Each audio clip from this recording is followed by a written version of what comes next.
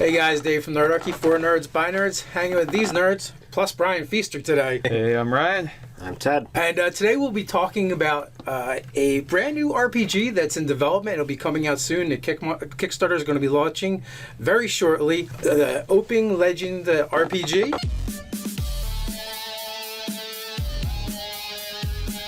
If you want to jump down to the description below, you can sign up for Nerdarchy the newsletter. It's a great way to get gaming tips as well as learn how to game with Nerdarchy. And also find the link to this Kickstarter when it's live. Exactly. Nice. So, well, we can link to the to your website, absolutely, so they can find you. And there's also, if you check out Encounter Roleplay, there's a ton of gameplay videos out there. And we're also going to be shooting a gameplay later on today, so you'll be able to check that out as well. So I guess let's kick it back to you, Brian, a little bit about you and why you felt the need to create Open Legend. I created Open Legend during the dark ages of role-playing game history, which was the end of 4th edition. So you felt an urge with that. A man was chosen to rise amongst the ranks to create a new role-playing game. It's like the opening of the Hercules Kevin Sorbo version. Exactly. Yeah. Oh, you nailed it. Yes, that's what happened. I liked, and actually, what's funny is a lot of people. It's real popular and easy to take shots at 4th edition, but I have borrowed some great stuff from 4th edition that is in Open Legend actually. So we'll talk more about that later. But long story short, I felt like a lot of the mechanics really controlled the dialogue of like sort of how the game played out and the narrative behind the game. And Open Legend is very much about the opposite, where the mechanics take a back seat, or they serve as a way to make sure the game is fair, and that's what rules are for, right? And then but it takes a back seat to the story because many of those mechanics, or each mechanic, can be connected to many different storytelling narratives. So, for example, we have this concept of banes, right? So persistent damage is a bane, and that could either be bleeding damage from like a rogue sneak attack, or it could be poison damage, from a poisoned weapon, or a mage's fire that just keeps burning and burning you after, right? And so the idea is that we don't step in and introduce an opinion there. Players are free to do whatever they want. But the mechanics just make sure that it's quantified, right? Because that's what we need, is just to make sure like you're X level and X power, and therefore you do X and Y damage and stuff like that. So in a lot of ways, we're very familiar with this from Mutants and Masterminds, where a lot of the game that you've created is effect based, right? So the mechanics define the effect. Yeah. But what that effect looks like, how it interacts with the world, that kind of is up to the player to interpret. Absolutely. And it also has that sort of that asset of being sort of setting gnostic, where you could play modern, you could play superheroes, or you could play fantasy, and the system will do all those things eloquently enough, right? Absolutely, yeah, and that's and like in our first campaign setting, which is a companion for the Kickstarter, it's the core rules plus the campaign setting. We have really strong elements of like steampunk, sort of modern, and then there's a sci-fi element, and then there's a high fantasy magic element. So that's just an example of blending genres and stuff like that. So I think one thing has to be mentioned since you showed up in uniform. It's very important to us. The running joke is our uniform is beard and glasses. So you came ready to work today. That's always a bonus. Yeah, for sure. Yeah, I noticed. I've watched some of you guys' videos, and I thought that was funny too. So I didn't know that. I did not catch the reference to it being the official uniform, but it's not in every video. We're all walking cliches. Me too. So you have this sort of open source game system, but then you're definitely building a world around it. So is that very well fleshed out? Is like a lot of the fiction sort of shaped already for it? The world? Yeah. World. Absolutely. A lot of it is shaped. I've been running this campaign setting for 2 years now, and so I've been building it while I was running it. So my inner circle of my like dev team, where I've tested and hammered out the rules and the mechanics themselves. This is the story from that game, right? So yeah, a lot of it's been hammered out over a while, and then now there's like a whole different crew of writers that are on the team that are totally changing what I had, which is awesome. I mean, I don't mind. You know, right, you can't be too precious because sometimes just other people have better ideas. Exactly. Now, I've heard tale about some of the writers that you have coming in. Do you want to mention? Spoil who they some are? of that? I have a theory. Yeah. Oh, no. My theory is Brian's been working on this beard for a while, and finally it got to the point where he could ask Ed if he could mentor him and if he could apprentice under him. Yeah. In beard. It's in like his beardomancy. Beardomancy. Yeah. Oh Yeah. man. So are you able to go into that, or is that something that's under wraps? Sure. I mean, we can. There are certain things that I won't go into, but we can definitely talk about it. And We'll try. let you lead here, so this way. We don't spoil anything. No, but I'm happy to say, like, I'm super excited. You know, people ask me all the time, how did this happen? So for those who don't know or haven't heard, we have some great writers, including Ed Greenwood, also Matthew Mercer, the GM from Critical Role, and then John Wick is writing for the campaign as well. He's the author of 7th Sea RPG, which had an amazing, like, $1.2 million Kickstarter earlier this year. Yeah, the largest tabletop role-playing Kickstarter ever. Yeah. I didn't even realize it was that. But and what's cool is he didn't even have anything like sort of gimmicky with like physical content. It was like just the book. You know what I mean? And Monty Cook did geocaching and all kinds of crazy stuff, and all he did was manage to go a little over $500,000. You know? Yeah. I mean, like, it's nothing. No. I mean, but anyway, so. So those guys are on the writing team, and people ask me all the time, like, how that happened. I don't know.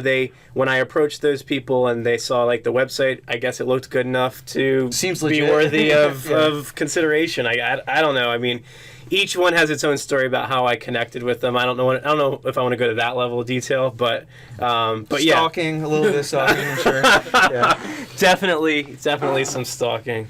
But yeah, no. So I'm super excited to have all those folks on the team, and you know, and then there are other writers too, like.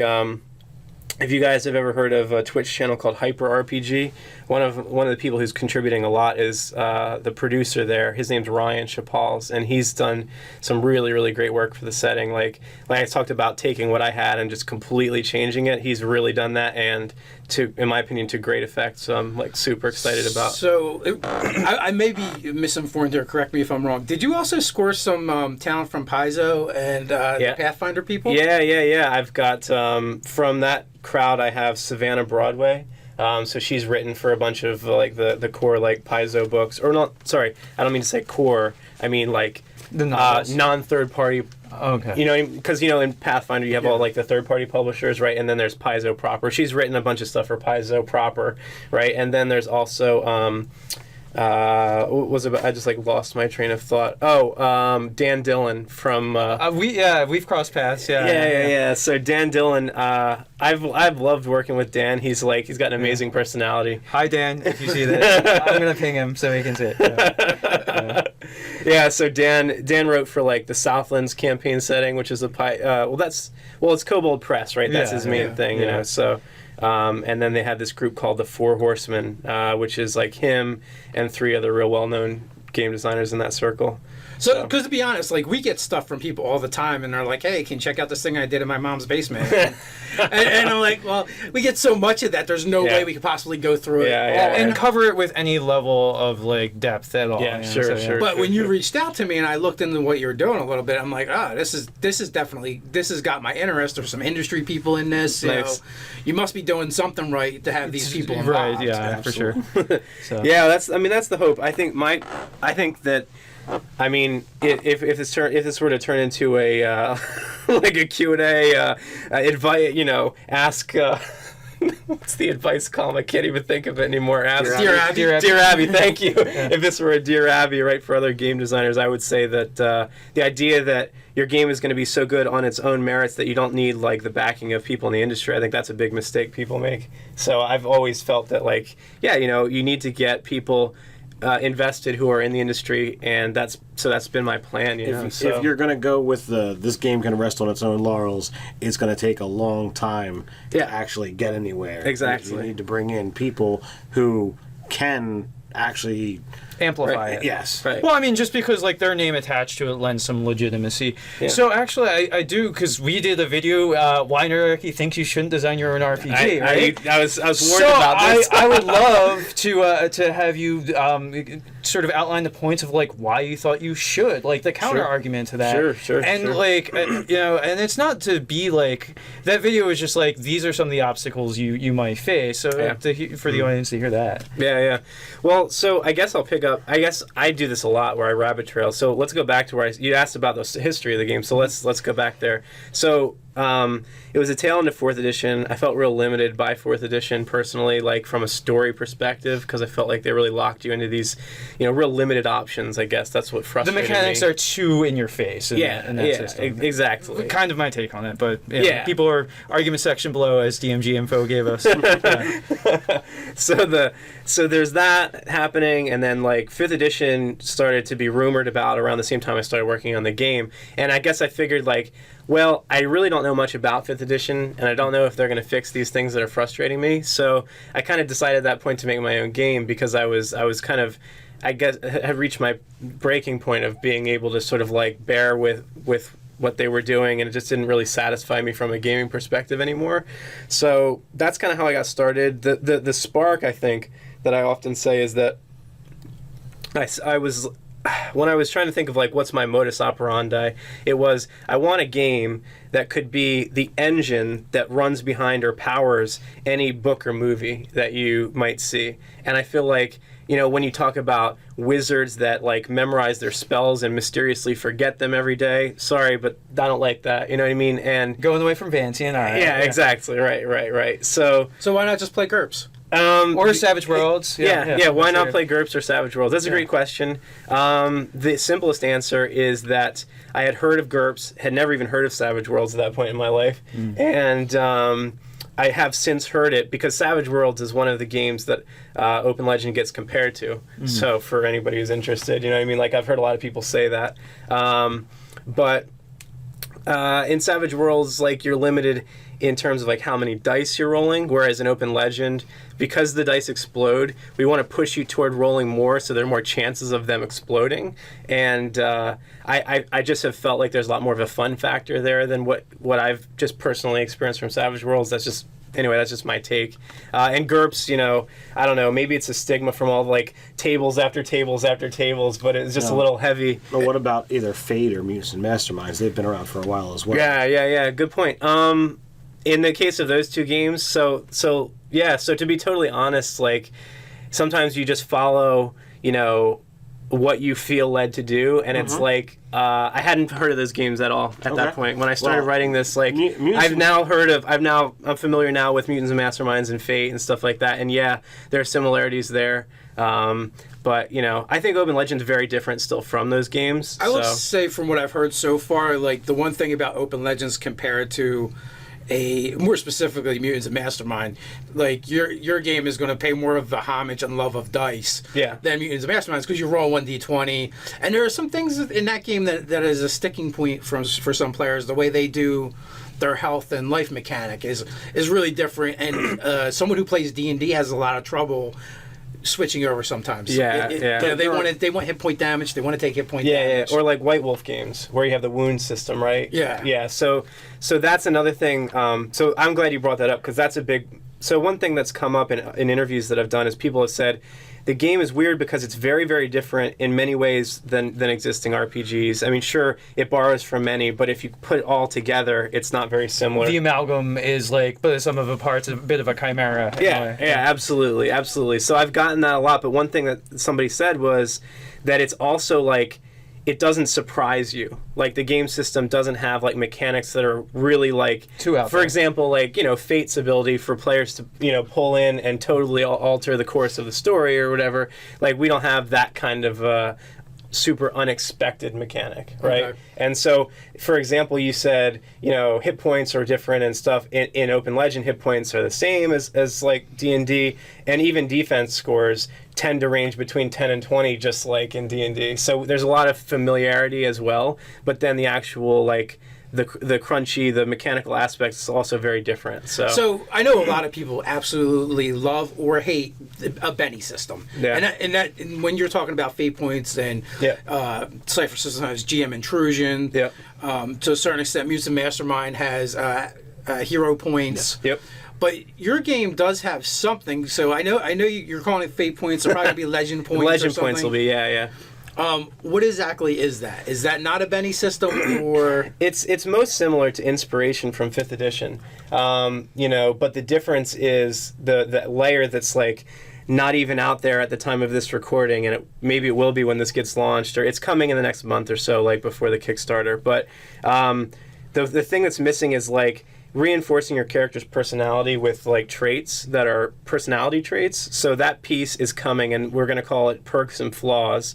And so perks give you the ability to just say like, hey, once per session I have elven eyes, so like once per session I can invoke the ability, tell the GM I'm using it, and then they, in that scenario, will find a way to make that relevant, right? That's the perk side. And then on the flaws side, if you're blind and you do something, you role play out something that is disadvantageous to your character, then you'll get a legend point. And so you can sort of so it's a way to reinforce role playing so that's the one piece that we don't have. Is the mechanics right now are very just focused on arbitrating the game, like, making sure that things are fair, like how many hit points things have, but the more narrative approach, like a dungeon world where you have bonds, you know what I mean? So that part is coming. So that's the legend point thing. But yeah, the difference is that in Open Legend, because you want to explode your dice, you can spend those points, and you also can get more than one. You can pool them, so you can get 5 points, 10 points, whatever, and then you can, like, on some epic action, you can just say, okay, I want advantage 5 on this, and then you have your best chance of like pulling out a really good roll when you need it or something like that. So advantage in your system, because people who play 5th edition, they're kind of familiar with that. But in your system, is it is it the same where you're rolling two? So is the two of the same dice and taking the better number? But it's expanded out to any dice that you roll? So the way it works is advantage. So in Open Legend, you're always rolling a d20 for everything. So that's another example of the familiarity. And then you're also rolling your attribute dice. So your attribute dice, the lowest is a d4, and then that's at a 1 attribute, and it goes up to 3d10 at a 9 attribute, right? So we're bumping you towards multiple dice so that you have multiple chances of dice exploding, right? So the answer to your question is advantage does not affect the d20. It only affects the attribute dice. Okay. So if I have, for example, does the d20 explode? The d20 does absolutely explode, and when it does, it is fabulous. I've seen people roll 70, and it's just like the exploding d20 is so much fun. I can't even tell you, because I have seen people just lose their minds over like a roll, because you can see 50 or 60 or 70 total, which is like so much fun, because some games, your numeric total isn't like in White Wolf, you're just looking for X or higher on the die, right? In Open Legend, the total is meaningful. Like if you roll 50, there are very few adversaries that you could come up against that you won't just like one shot kill with that roll. But the cool thing is we're defining something even more like narrow than the 5%, which is a 20, a nat 20, right? It happens one time in 20. That's not all that rare.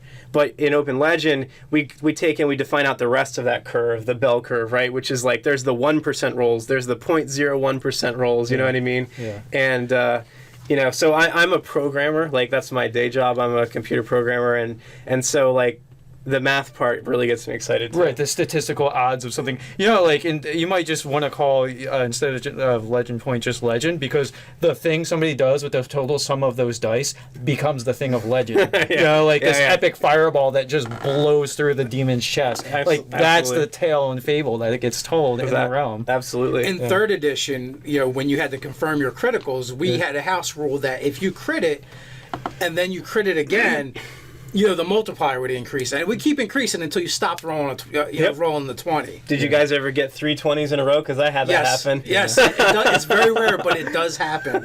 And you're absolutely right. That is like amazing when it happens, especially like for nerds and geeks, and it doesn't sound all that impressive or that much fun, but when you're playing the game and it happens, like, Dude, people have lose. it's a life changer. Well, and then also if People you can lose their wrap, damn minds. if you can wrap a cool narrative moment around that whole thing, because what you've done is Yeah. pretty epic in itself. So like the sword strike or the sword cleave with that sort of damage tied to it, like that's a significant attack. you know? Exactly. So exactly. I will say though, in Pathfinder and in 3rd edition D&D, you could get 80s and 90s, but they all came from pluses. yeah, that's nothing. I had a one time. This is hilarious. I had a Pathfinder, or it was 3.5. This was before the Pathfinder days. There was a. I went to a con, which was everybody was at a different table, but they're all part of the same story. It was very, very well done. I got to give props to the guys. They don't run the con anymore, but it was great. But we went there, my group. So I can go on the story side. I can go on the Twink Munchkin side also sometimes. It just depends on how I feel that day. But we knew that it was going to turn into PvP, and so we built this team. I played a Frenzied Berserker, which was the most broken thing in like 3.5, and. We had one guy that was a Kensei, so he could pump his base attack bonus into my character, and then another wizard that would give me like stone skin and invulnerability and all this stuff. I rolled like my minimum damage for that character, which had like a 12 to 20 threat range, for crits, was like 80 or something like that. That was the minimum damage, so I hear you. Just fire. Just fire. But no, the reason why I pointed out is because you're achieving. You have the potential to achieve the same numbers or even greater. It sounds like. Yeah. But it's still all random. Like it's still generated by the dice. It's not. I don't like a preset character feature. Yeah, exactly. And I mean, it's just personal preference. I don't like to bash on other games and stuff, but the stacking of the bonuses thing. I played Pathfinder for a while, and I don't really like that. Even though I did that in that example I just gave, Well, I can say that those mathematical,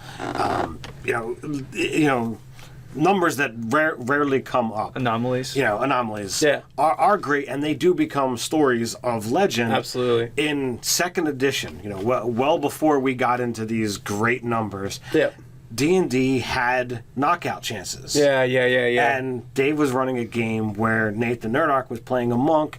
He had like an 8 strength. Well, he happened to... we were in a combat against a pair of ogres, and... he wound up doing a 1-2 punch, and he knocked them both out. Nice. It's like, okay. And it was like a 5% on a D100 or something, or less. He steps up, he uppercuts the one, jumps off his leg, crosses and knocks the other one down. It's like, all right, what are you guys doing? I forgot. What now? There was System Shock, right, in 2nd edition, but that's different. I don't even remember that rule. What was that? It was your bend bars, lift gates, but when you were in unarmed combat, that was your percentage for a knockout. Oh, wow. I forgot. I completely forgot. I don't even know if it was the rule or it was a house rule or whatever. That was definitely the rules. Or from a player's option, maybe, because there players. There was the player's option. The player's option we was did it in where 1st edition, so I don't know. Oh, okay. Yeah. Well, so maybe that's just you guys. But anyway, it sounds like a lot of fun. I have not forgotten that encounter. It was impressive. Yeah, absolutely. Sure. So, do you want to tell us about a little bit about the setting that you're working on? Sure. Yeah. So the setting's called Amoria's Dawn, and the reason it's called Amoria's Dawn is because it's the dawn of a new world. Essentially, there's this sort of dying, very steampunk-esque kind of world that has lots of machines and pollution, and the city is like 5 layers tall, and it's 100 miles wide. It's like New York City on steroids. And then because they've run out of resources, and they're like conquering, an ever larger concentric ring of territory, and then all of their neighbors band against and prevent their outward sprawl. So now they have to recycle and all this other stuff. And anyway, they need resources to fuel the machine. And there's a portal that was opened 100 years ago. Nobody ever came back and returned from it. And so the Archmage Council of 3, who are the magocracy that rule over Schlechtenberg, they reopen this portal, step through, and they find themselves in this verdant jungle world called Amoria. And the story is there are many different jungle elven tribes, so there's a lot of each one has a very distinct and very different from each other kind of a feel. So there's one group that are called House Valurian, and they live in the acid swamp that eats away and destroys everything. So they've got these little huts that are above the swamp, and they're very like black magic, voodoo kind of New Orleans kind of feel. And then you've got House Nivenelia, which are like biomancers. So they've taken and because of all this like very abundant, verdant life, in the world, they've taken and they modify and tinker with the basic building blocks of life. So they have all these mutant creatures, and they themselves are augmented and altered, and so that has a very sci-fi kind of a feel to it. I like that. What's that? I said I like that. Yeah, and honestly, a lot of this stuff is from Ryan, who I mentioned from Hyper RPG. He's one of my writers. This is one of those examples where my initial idea was, I think, pretty cool, but he just blew me out of the water with like it's like amazing. It's like the streets and the walkways, they live and breathe, and they sort of alter themselves, and everything's alive, and it's almost like like a hive kind of a thing, but there's this beauty component. So like you think like Zerg from StarCraft, right, but then not really, because it has a beautiful and noble component to it, or something the James like that. Cameron Avatar. Yeah. All the biofunctional things that they had. Absolutely. Yeah, totally. So the campaign has a lot of there's actually a lot of interest. There's adventure, like you kind of go out into the wild and you explore and find all these crazy beasts. You can do things that way. My campaign that I've run for the last 2 years is highly political, so there's a lot of politics about why each tribe, for their own reason, each house is sort of unsuited to repel these invaders because of some hang up that they each have, right? So like if you get the setting and read over it, you'll learn more about like how they interact with each other, why they can't get along, why each of them is like has a problem. So it's why it's ripe in this time in history now for these pioneers to come through this portal. Yeah, exactly. I mean, really, because the reason that like Anglos were able to come into the Americas was because a plague had wiped out like 90% of the Native American population. Sure. So like timing is everything. Yeah. So, it's definitely there's a component to that. I was like that. So absolutely. we're going to be playing this today. So it sounds like we're the bad guys. Well, a little bit. To me. So that's a great. It's all relative. That's a great point. So actually, let me talk a little bit about that, because so in the campaign setting, the way I envision DMs running it, and they can do whatever they want with it, is that players will probably tend to be like renegades who are looking to escape from. So Schlechtenberg is like so polluted, it's just poison. Every day that you live there, you're likely to die because of all the pollution and whatever. Like your life is being like worn thin, so to speak, right? So everybody has a reason to want to get to the New World, but there are very limited options. So one is if you sign on for the military, because they need bodies, you can get to the New World. Another is you could have some, your DM could make up something where you have a wealthy patron who's able to secure you passage to the New World. So the idea is that mostly they're just people who want freedom from like the awful state of the homeworld, Schlechtenberg. So you might be in the military, but you're planning to defect as soon as you get there, right? That's how my party started anyway. So you guys aren't necessarily bad. You can have your own motivations for why, you want to seek freedom or whatever. It's like people coming to America, right? Early colonists and stuff, right, seeking like religious freedom or something like that, right? Or just land and opportunities as being a venture capitalist in a way. Right. Early day venture capitalism. So, that does raise some interesting moral questions, because if you actually go with your city's best interest in mind, or with what they've sent you there to do, you're basically trying to destroy this other world. Because that's what they do. Apparently, that colonize. City, destroy. When you colonize, something was there. There usually was someone there. You move where they go. But you're going for resources, and you want to strip the resources to keep doing what they've been doing. Again, that's what colonization is called. That's the effects of colonization. Like whether people call it by another name or not. Like when you colonize a pioneer, usually is displacing whoever was formerly there. So but you don't have to. You can go and you can live in an environmental friendly way where you're saying, no, I'm here to wipe this place out just like we did before, and then hopefully we can find somewhere else to portal to next. Right. You don't have to do that. That's a conscious choice. Yeah, and that's very central to how my campaigns played out. That's, I imagine,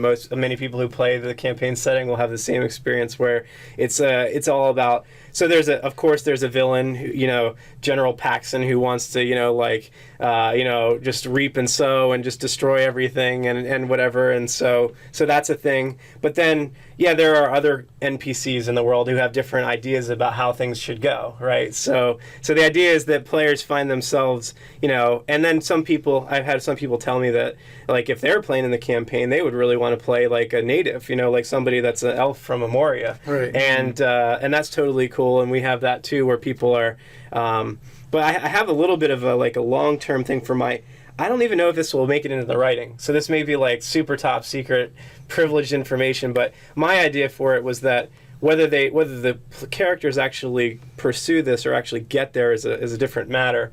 But I thought that it's kind of cool that both worlds actually, in a strange way, have something to learn from each other, and in a good way, not in a patronizing, we are superior to you and we're going to teach you. I mean, there's a mutual sharing of information and learning. So like the House Nivenelia, for example, these biomancers, right? They skipped right over the machine age. They're able to sort of intuitively engineer things from a biological perspective. So there's a lot of value there because, right, that's like renewable, right? So it's almost a little bit about technology as well because of that whole, aspect. So whether people pursue that in their campaign setting, I don't know. I'm probably getting too philosophical. Well, no, I would see in a game like that, like the environmentalist movements popping up, and someone going, "Hey, can't we learn from the sins of our past and do a better way?" Exactly. And then they're immediately suppressed by the regime.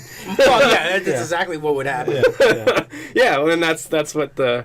So there's I won't spoil this because this might, if somebody's a player, this might be a little bit of a spoiler, so I'll just hint at it. There's a thing where, there's a part that has to do with war profiteering, right? Where they're trying to amp up a war, and manufacture a war, and so there's a certain group that are sort of pulling strings behind the scenes in an attempt to sort of, manufacture that kind of hostility or whatever. Well, it would make sense because an overabundance of population puts an extra strain on resources. Yep. Historically, whenever that happens, war springs up. Yeah, like exactly. magic. Yeah, exactly, like magic. Yeah. So, but I enjoy the campaign setting a lot. It's my favorite. I always in my GM history, I'm weird. I don't even use pre-published stuff personally. I always write my own world, so this is like the 10th world that I've written, and this is by far my favorite one. That's why it's the campaign setting that is going with the core rules. Well, on that, we'll leave off here. We're going to do a couple more videos so you guys will get more information. So with that, you can put your comments below while you're at it. Like, share, and subscribe. You can check us out over on Facebook. Or you can check us out over on nerdarchy.com. So until next time, Stay nerdy.